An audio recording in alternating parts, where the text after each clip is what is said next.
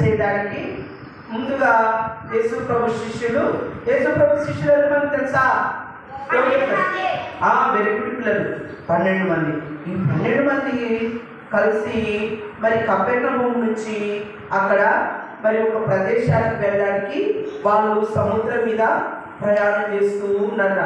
ప్రయాణం చేయడానికి ఏం సిద్ధపడి చేస్తున్నారు? పడవ.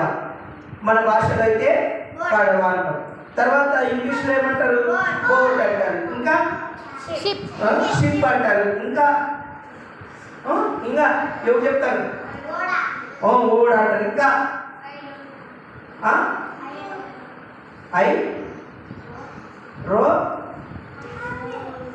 కాదు, అది కూడా కాదంట.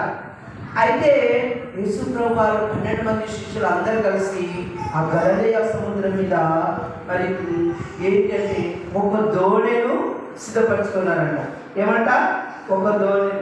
ఆ దోణిను సిద్ధపరచుకొని మరి సముద్రంలో ప్రయాణం చేయడానికి ప్రయాణం చేస్తూ ఉన్నారంట. సముద్రం ఎంత పొడవు ఉంటుంది?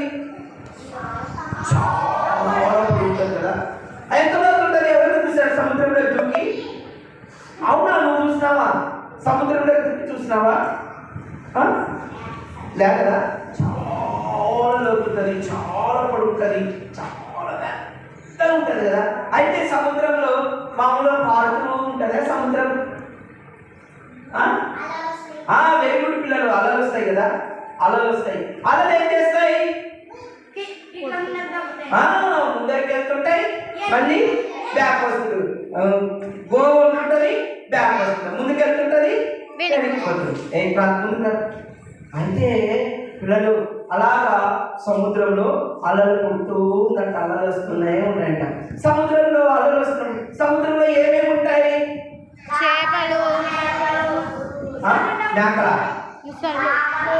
మేకల అంటున్నారు. మరి మేకలు అన్నారు. చేపలు, ఇంకా షార్క్, క్రోకడైల్స్ ఉంటాయి, ఫిష్లు ఉంటాయి, డాల్ఫిన్, ఇంకా ఫిష్లు, ఏమేమి ఫిష్లు ఉంటాయి కదా. స్టార్ ఫిష్లు ఉంటాయి,